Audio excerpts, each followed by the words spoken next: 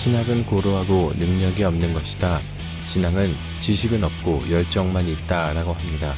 이 두 가지를 꼭 나누어야 할까요? 지금 이 시대와 교회에 신앙과 신학의 조화는 꼭 필요합니다. 신신의 그 조화의 87번째 시간 초대교회사 3강 1부 지금 시작하겠습니다.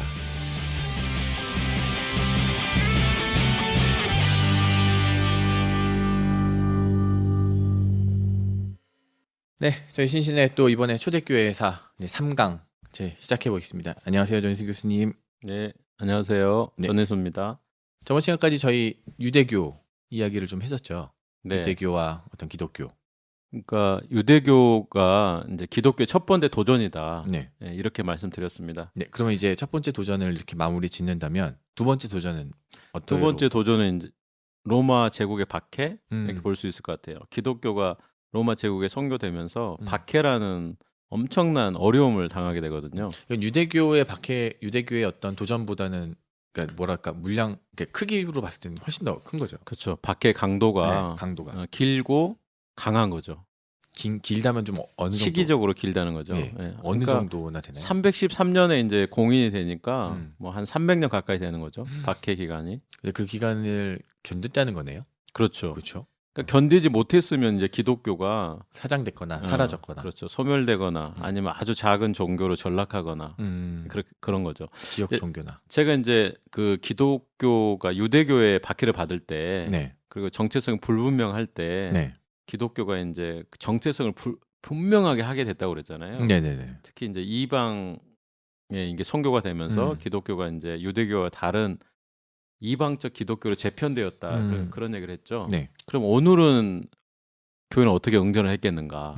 박해에 대해서 저는 그거를 순교로 정리하고 싶어요. 그러니까 우리가 볼 때 아니 순교가 무슨 응전이냐? 맞아요. 그냥 피해 입는 거 아니냐? 박해 당하는 거 아니냐? 예, 그렇게 볼 수가 있는데 그렇지가 않아요. 왜냐하면 첫 번째도 기독교가 유대교와 다른 정체성을 형성했다고 그랬죠. 네네. 그러면 순교는 뭐냐? 순교가 기독교의 가장 중요한 신앙의 핵심으로 정체성을 자리매김하는 거예요. 네네네. 그러니까 응전이 되는 거죠.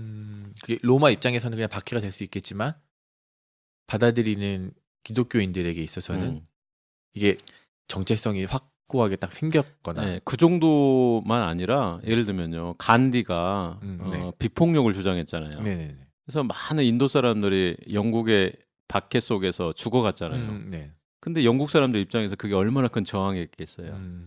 차라리 그냥 뭐 총을 칼을 들고 네. 싸우면 차라리 좋았을 텐데 네.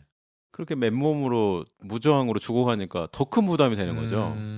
그건 엄청난 저항인 겁니다. 그러니까 마찬가지로 순교도 로마 제국에게는 만만치 않은 저항으로도 느껴졌을 거예요. 그러면은 도전은 박해, 응전은 순교. 예, 그렇게 간단하게 정리할 수 있을 것 같아요. 근데 뭐 결과론적으로는 그 응전에 적절했고 그게 성공했다. 뭐 이렇게 얘기를 해야 되나요? 그렇게 볼 수밖에 없죠. 왜 그러냐면 이제 우리가 콘스탄티누스 황제를 다룰 때 얘기를 하겠지만, 네. 콘스탄티누스가 기독교를 전략적으로 선택을 했잖아요. 그렇죠. 그런데 전략적으로 선택을 했다는 건 뭐냐면은 기독교를 전략적으로 선택할 수밖에 없었던 환경이 조성된 거예요. 그 얘기는 뭐냐면 이미 기독교가 이제 보편적인 어떤 종교로 곧 거부할 수 없는 종교가 됐다는 거죠. 그러면은 그 말의 의미는 초창기 기독교인들 그때부터 313년 그 전까지 그 규모도 기독교의 규모, 그러니까 믿는 사람들이 많아졌다는 것도 의미하는 건가요? 그렇죠. 계속 증가를 하는 거죠. 그러니까 우리가 이제 콘스탄티누스 황제는 폭발적 증가, 네. 그러니까를 얘기하는데 어쨌든 기독교는 콘스탄티누스 황제도 무시할 수 없는 세력으로 성장하고 있었던 거죠. 혹시 그 규모가 좀 수치상으로 나와 있는 것도 있나요? 그러니까 그거를 정확한 대략적으로 수치를 제시하는 것은 불가능하죠. 자료 자체가 없고 네. 또 수많은 자료를 모아서 통계를 내야 되잖아요. 믿을 만한 통계. 네네. 그것도. 네. 그래서 순교자도 몇 명이냐 이거 정확하게 지금 낼 수가 없고. 그래서 이제 우리가 이제 많이 늘었다. 네. 폭발적으로 늘었다 이렇게 얘기를 하는데 어쨌든 그 로드니 스타크 네. 미국의 이제 종교 사회학자거든요. 네. 원래 통계는 사회학자들이 잘 냅니다. 훈련을 받기 때문에. 네. 그래서 이 사람이 낸 추정치에 의하면은 예수님 이후에 바로 교회가 설립됐을 때 네. 기독교인 수가 전체가 한 1,000명. 그다음에 1세기가 지나니까 한 7,500명 선. 그리고 한 300년 이제 네. 기독교 공인되기 바로 직전에 음. 로마 제국의 기독교인 인구 수는 60여만 명으로 음. 전체 인구의 한 10%. 아. 근데 이게 이제 지속적으로 성장하기 때문에 네. 이 10%라는 거를 이제 무시할 수가 없었던 그렇겠죠. 거죠. 야, 지금도 10%면 많은 건데. 이제 그런데 이제 콘스탄티누스 황제가 기독교를 공인하고 음. 한 50년 정도 지나지 않아서 네. 50년도 지나지 않아서 전체 기독교 인구는 로마 제국의 한 50%가 넘는 거예요. 야, 10%에서 50%로. 50%가 되는 거예요? 그러니까 콘스탄티누스 황제가 음. 기독교를 전환시킨 엄청난 사람이라고 볼 수가 있는 거죠. 대단하네요. 야, 뭐 국교네 국교. 네, 어느 정도 좀 감이 이제 잡히죠. 네. 그 교회라는 게 되게 작은 공동체에서 음. 급격하게 성장을 했구나. 재밌는 건 종교와 정치가 잘 맞아 떨어지면 폭발적인 성장은 일어날 수밖에 없나 봐요. 그러니까 그게- 콘스탄티누스 황제 이후에 종교가 이제 대세가 되죠. 음. 기독교를 선택하는 게 정치, 경제 모든 방면에 이익이 되는 거예요. 그러니까 이제 쉽게 개종할 수가 있죠. 이게 뭐 좀 곁다리 같은 이야기인 것 같은데 서로 윈윈 하는 건가요? 뭐 그렇게 할 수 그렇게- 있죠. 예, 그렇게 볼 수 있는데 그거는 기독교에게는 반드시 윈이라고 할 수가 없는 게 네. 왜냐하면 이제 로마 제국의 영향을 받아야 되잖아요. 그렇죠. 네. 기독교가 로마 제국에 영향을 미치는 것도 있겠지만 음. 영향을 네. 받는 것도 있고 그 받는 거는 기독교의 정체성을 지키는데 반드시 유리한 것은 아니에요. 네. 아니, 왜냐면은 전에 아나베티스트 그때 이제 준비하고 그분을 만나 뵀었을 때 그 역사 잠깐 들었을 때는 그냥 국가의 통제 안에서 있으면은 교회가 정체성을 잃어버린다 약간 그런 이야기가 있었던 것 같아요. 그래서 자유교회 이야기하면서 국가로부터의 어떤 독립을 분리. 네, 예, 분리. 예, 굉장히 특히 미국 이런데 이제 국가교회로부터 분리하려는 네. 전통이 되게 강했잖아요. 음. 우리 그리스도 교회도 그런 전통이라고 볼 수 있고 네. 침례 교회나 음. 뭐 제세례파는 말할 것도 없고 네네네. 그런 전통을 갖고 있는 거죠. 그런데 이제 종교교육자 중에 루터나 깔뱅은 네. 그렇지가 않았어요. 그래서 이제 그거를 이제 좀 온건 개혁, 온건한 개혁이다, 뭐 관주도형 개혁이다 이렇게 얘기를 하죠. 그렇구나요. 아무튼 뭐 로마의 박해 이야기하다 여기까지 왔는데 다시 로마의 박해로 돌아가자면 한번 좀 설명을 좀 해주시면은 좋을 것 같아요. 로마의 박해를. 전도사님 어떻게 생각하세요? 로마 제국은 종교를 박해를 하는 게 원래 관습이었을까요? 습관이었을까요? 저는 아니라고 들었어요. 왜냐면은 지역 종교나 이런 것들을 그냥 인정해주는 쪽으로 갔다고 저는 맞아요. 되게 이제 배웠었거든요. 관용적이었죠. 네. 그리고 기독교는 처음에 로마 제국에서 박해를 받지 않았습니다. 가장 큰 이유는 뭐냐면은 기독교가 유대교의 그늘 아래 있어가지고 네. 로마 사람들이 이제 기독교와 유대교를 잘 구분을 못했죠. 처음엔요. 예, 처음에. 왜냐하면 뭐 유대교의 분파로 시작이 됐잖아요. 네. 그리고 기독교인들도 처음에 자기들의 정체성을 분명히 하지를 못했기 때문에 네. 유대교인이라고 생각을 했었고, 예, 저는 그렇게 생각해요. 베드로가 나는 기독교인이다 이렇게 생각했겠는가? 예, 그 어려운 거죠. 왜냐하면 안디옥 교회에서 비로소 기독교인이라고 처음 불리잖아요. 네. 그러니까 예루살렘에는 그렇게 불린 적이 없었던 거죠. 그런 것만 봐도 기독교와 유대교는 분리가 쉽지 않았는데 네. 로마 사람들에게는 더 그랬을 겁니다. 그랬겠네요. 네. 그래서 이제 그러면 로마에서 왜 유대교는 종교적 자유를 누렸느냐? 네. 종교적 열애였어요. 예외. 규모가 작아서? 뭐 그런 것보다도 네. 너무 특수해서. 너무 특수해서. 그러니까는 자기 소신을 버리지 않는. 그러니까 약간- 목숨을 갖고 자기 종교의 소신을 지켜간 거죠. 그러니까는 로마 종교가 열애를 둬버린 거예요. 너네는 너네들끼리 해라. 너무 특별하니까 약간 아미시 같은 느낌인가? 지금 우리가 봤을 때는 그러니까 우리 이런 거 있지 않습니까? 때려도 네. 말을 들으면 이게 순응을 하잖아요. 근데 네. 때려도 끝까지 저항한다 그러면 그냥 방치해버리는. 너희는 그냥 너희들끼리 알아서 살아라. 이렇게 너무나 그 민족적 종교적 특수성이 강해가지고 유대교는 좀 열애를 많이 뒀었어요. 네네. 그래서 황제 숭배도 강요를 안 했어요. 유대교인들한테는.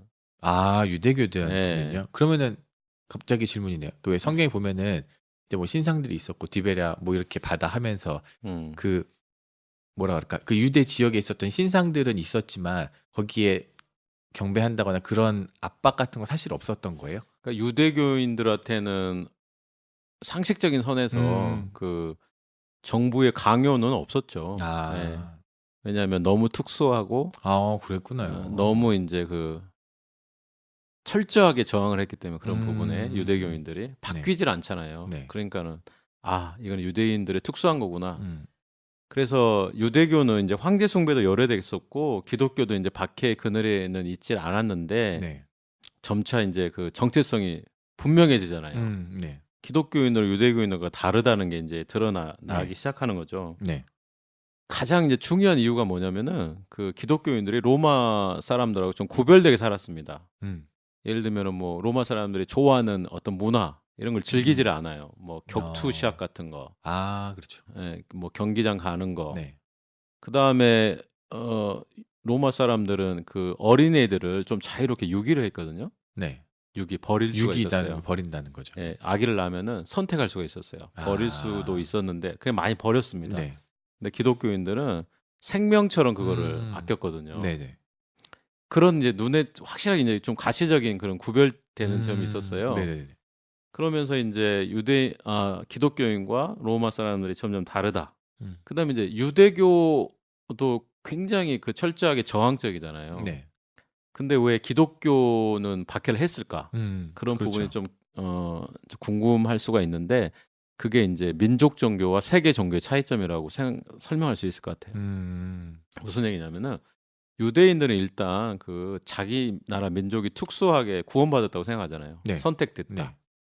이 구원이 뭐 이방 사람들에게 굳이 갈 필요가 없거든요. 네. 선교를 하지 않아요. 네. 그러니까 기독교는 강력한 선교적 종교입니다. 다른 사람들을 기독교인으로 만들려는 강력한 에너지가 작용해요. 소위 말해 전도. 네. 네. 원심력이 막 작용하는 거죠. 네네. 확장됩니다.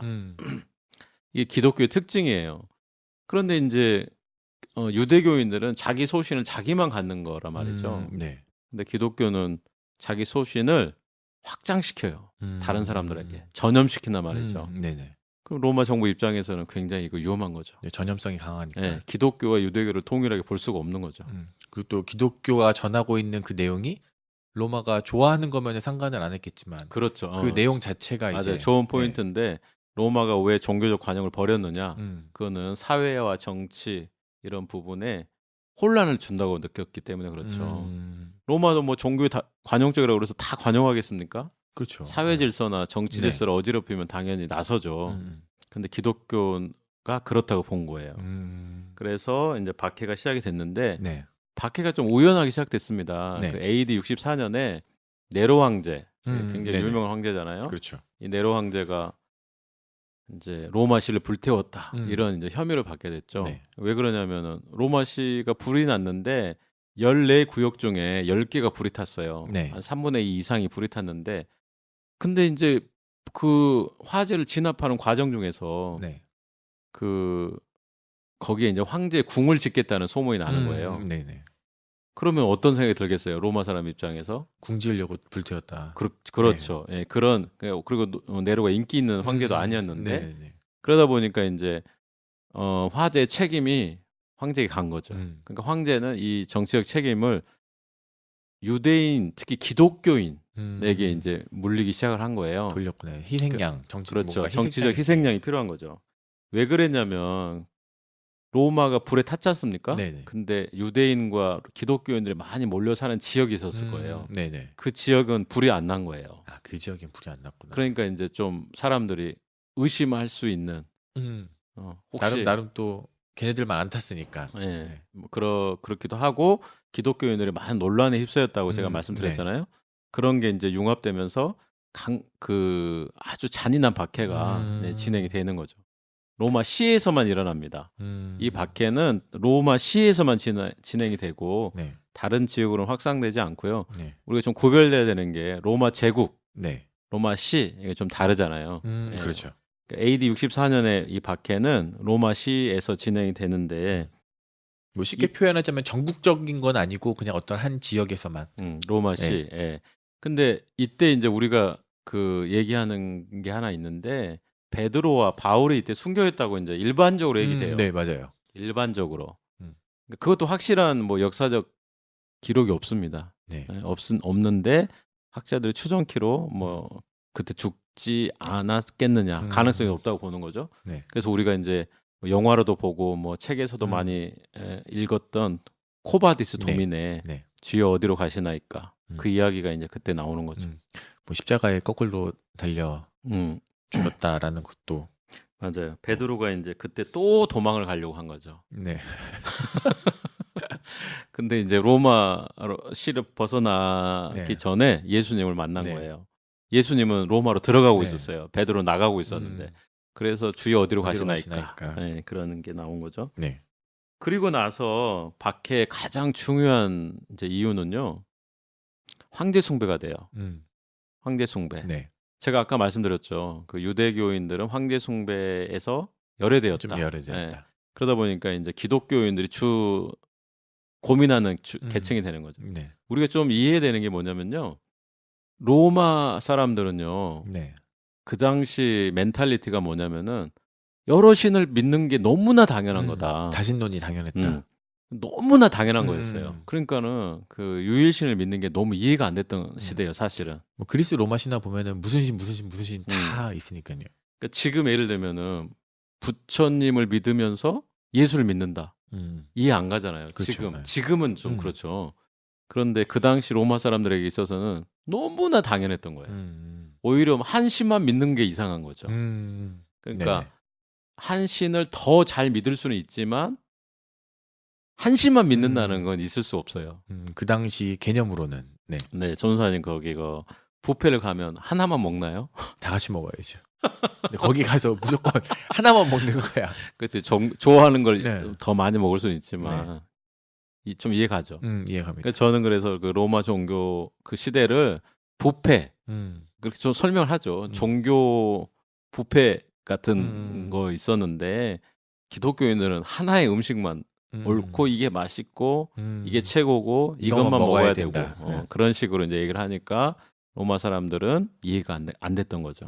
그래 심지어 뭐라고 얘기를 했냐면 무신론자다. 아예 하나만 하니까. 그러니까 그 무신론자는 신을 믿지 않는 거잖아요. 그러니까 이 얘기는 뭐냐면 우리가 믿는 신을 왜 부정하느냐. 그러니까 너네들은 무신론자다. 네. 그런 비난을 받았어요. 기독교인들이. 지금 생각하면 이해하기 어렵죠. 그렇죠. 그리고 그 형상이 없는 신을 믿는다는 것도 로마 사람들에게는 굉장히 이해하기 어려웠습니다. 형상이 없는 신. 그렇잖아요. 그러네요. 형상이 없는 신을 믿는다는 게 우리가 성경 읽다 보면 잘 못 느끼는데 저는 성경 읽으면서 이런 생각 한 적이 있습니다. 가나안에는 다 형상이 있잖아요. 네. 가나안의 신들은. 네. 근데 이스라엘 사람들이 출애굽해가지고 형상이 없는 신을 믿는다는 게 얼마나 어려웠겠는가. 이집트에서 떠나서 이집트도 굉장히 형상으로 돼 있잖아요. 맞아요. 신들이. 네. 그리고 나서 가나안으로 갔는데 가나안도 마찬가지라는 거죠. 그러니까 엄청난 종교적 유혹이 있었을 거예요. 그렇겠네요. 근데 이제 기독교인들이 이제 형상이 없는 신을 믿으니까 로마 사람들 입장에서 무신론자라는 얘기가 나온 거죠. 충분히 그 당시 상황에서는 납득할 만한 일이네요. 그렇죠.